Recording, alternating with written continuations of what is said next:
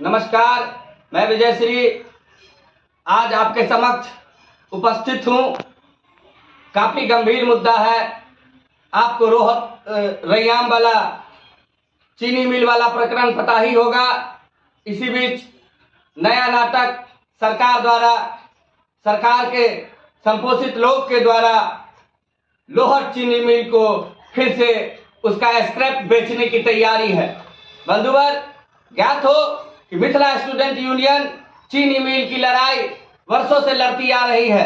इसके बिना हम लोग यहां से लेकर के पटना तक, विभागीय मंत्रालय से लेकर के सचिव तक तमाम स्तर की वार्ताएं हुई। हमको आश्वासन दिया गया, बार बार पत्र के माध्यम से, कितनी बार इनके विभाग को सूचित किया गया, संगठन के माध्यम से बार बार हम लोगों को पत्र के माध्यम से कार्यालय अवगत कराती रही। वार्ता का जब दौर चलता था तो पदाधिकारी अवगत कराते रहे कि इस पर जब तक नया निर्माण नहीं होगा, इस पर जब तक नया उद्योग व्यवस्था नहीं लगेगा, तब तक यहाँ की स्क्रिप्ट यहाँ से बेची नहीं जाएगी, यहाँ से धरोहर को शिफ्ट नहीं किया जाएगा।